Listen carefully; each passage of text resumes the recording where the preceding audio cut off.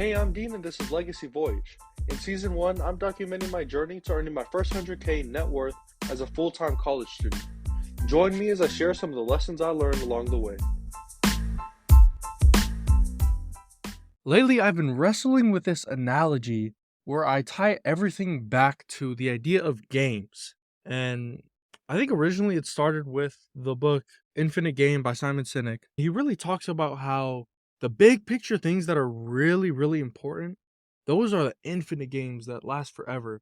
It's not like some tic tac toe where there's an end to the game and there's rules and you know who's playing. Infinite games are those games where there's unknown players and there's changing rules and it never ends. So that was really what initiated or started my big analogy for games. And this past weekend I was really building on that analogy over and over and over again, really connecting it with really everything, like health and religion and wealth and all the things. So one of the biggest epiphanies that I had was this idea of picking versus playing the game. Why is it important? If you look at life, like let's say work, from personal experience and looking at everything I've seen in the world, it seems like hard work is overrated.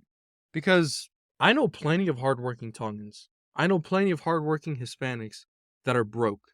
And it's not to say that oh yeah, you can go out there and not be hardworking and make a whole bunch of money, but there's like a threshold of hard work. Once you hit that threshold, if you put more hours in, you're not going to get more out of it. The reason that's important is because it depends on which game you choose to play. Like for example, if you choose to play the lawn mowing game, then you're probably not going to get as big of a return as if you chose a game like owning a lawn mowing business. Because if you put the same amount of work into those two different games, one game will give you a lot better returns. And really you can apply this to anything. Like for example, Magnus Carlsen, he's like the best chess player in the world right now. Literally number one, winning a whole bunch of tournaments. But I can beat Magnus Carlsen. I can beat him not at chess, but I can beat him at rugby. This is one of the big mental shifts that showed me how important it is to choose the game that you play. Because any day of the week, Magnus would destroy me at chess all the time. Like Michael Jordan would destroy me at basketball. But if I get to choose the game, then I will beat them in anything, in whatever I choose to play. Like I can go and beat Magnus Carlsen at rugby. I can go and beat Michael Jordan at, I don't know, Sudokus or something. And that's why picking the game is so important. I've been trying to wrestle with, it seems like a paradox where picking the game is really, really important. You should really choose carefully on which game you choose to play. But it's also important on the flip side of that, looking at actually playing the game. Because in the end, you never know if you like the game unless you actually play the game. And guess what? The game needs playing. That's another big epiphany right there is if you don't play the game, then someone else will. And it leads to something when you're trapped in picking the game versus not even playing the game. It's something called analysis by paralysis, which is a lot of the times where I find myself is where I'm thinking 5, 10, 20 steps ahead, where I'm like 4 weeks passes by and I'm still at the same spot where I started at. And nothing has changed. Nothing has moved the ball forward. And that's one of the big downsides when you're picking the game because you spend all your time looking at everything that you could be doing when you're not actually doing the thing. And I was over the weekend, I think it was sometime last week, I was on this meeting and we're on a call with someone who's doing a search fund right now. He was talking about one of his classes where he had this huge, another big epiphany was pick the game when you're 60% ready. That was the big mind shift for me, was that you don't have to be 100% sure when you pick the game. And actually, it's probably bad for you to be 100% sure because you're probably too late. Because if you go into a game and you're 100% sure everything's going to work out in that game, then you're probably not growing. You're probably not learning. On the flip side of that, if you go into a game and you're like 5% sure, then you're probably going in completely unprepared. So where's the fine line? Where's the balance? This is another big shift of thinking through some things and tying it back to what I mentioned before with playing offensively and defensively. And this is a big part of it is the level of uncertainty should match your willing to take on risk. What do I mean by that? It means when you're young, you should be playing offensively, meaning you should have a higher level of uncertainty to go into something. As an undergraduate in college, 18 years old, just turned 19, I have so much time that I can take riskier moves. And I can go into things with even as low as like a 30% certainty because I can just shift into something else. Like when I'm picking a major, I can go into that major with like a 30% certainty because it's so easy to change out of it. This is different from when you're trying to play defensively. Like, for example, if I was 60 years old, deep into my career in finance, for example, I'm not going to completely drop it and then go and shift into research in biology or something. Because when you're playing defensively, you need a higher level of certainty when you're going into something new. That's another big epiphany, is really thinking through this of playing, how do I want to play this game? Is it offensively or defensively? But it really all ties back to the biggest one. And the reason I'm making this episode, the big takeaway, if you take nothing else, this is it, is that you should prioritize playing over picking. And that aligns super well with my model of failing forward. Like, if you spend all your time trying to pick the game and debate whether this game is the perfect fit, and if you're absolutely going to 100% love this game, if you spend all your time doing that, then you're not actually growing.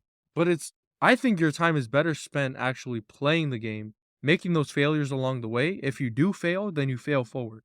Then you learn that this isn't right for you. You shift, make a pivot, and go into something else. If that fails, you shift, you make a pivot, you go into something else. And you keep doing that over and over and over again until you go forward and you succeed. Because failure is necessary for growth, it's a prerequisite for success. And that was the big mind blowing epiphany that even now I'm still trying to wrestle with and work through everything, because there's even more aspects of it that I've thought through and I've been building upon.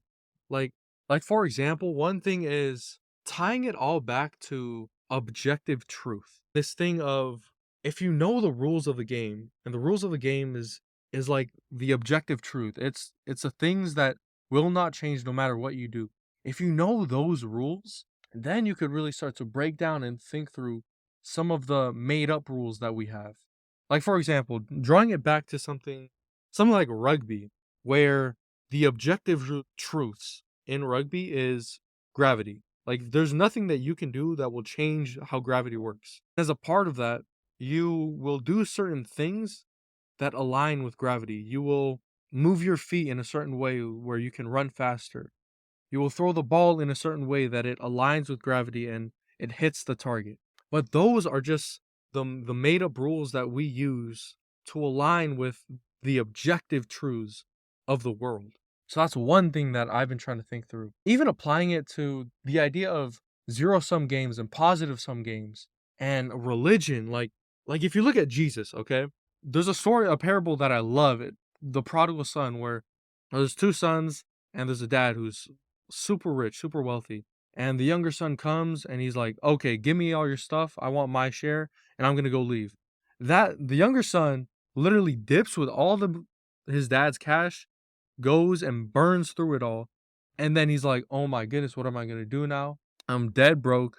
And then he turns back to his dad. So he goes back to his dad. His dad takes him in, huge celebration.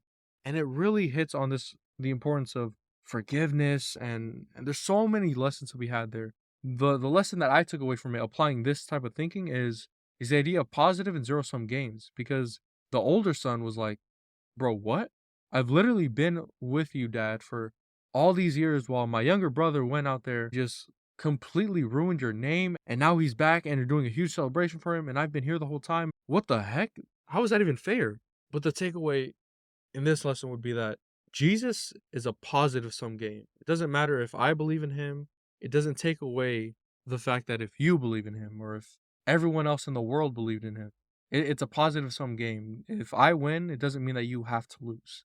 Another epiphany that I wanted to share is the idea of shoulds and turning those into wants. They call it masturbation. I think it's a really good term for it, and shoulding all over yourself. Because my entire self-talk over the summer that I think has really been a positive impact on my mental health is shifting all the shoulds into wants.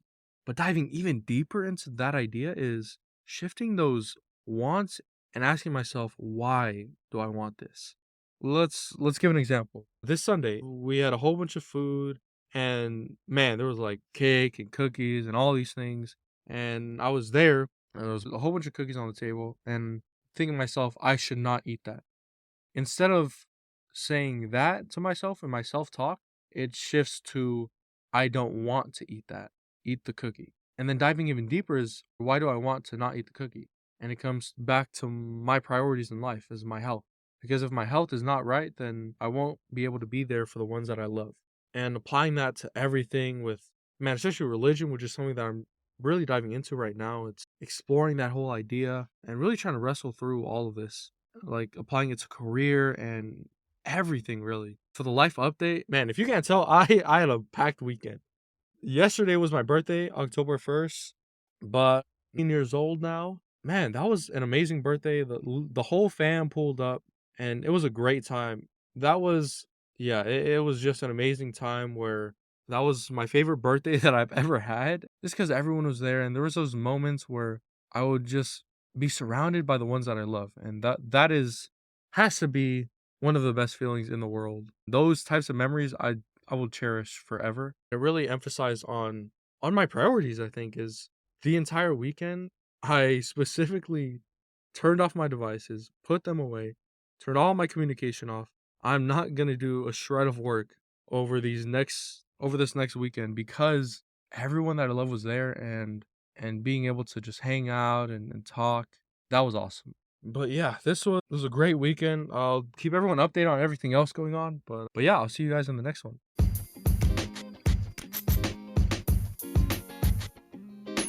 I record these episodes completely free to share success with everyone. So the only thing I ask is that if you learned anything or found something interesting in this episode, just leave a review and share it with a friend. Only takes 5 seconds and it would mean the world. Thanks, and I'll see you in the next episode. Tatok, see you.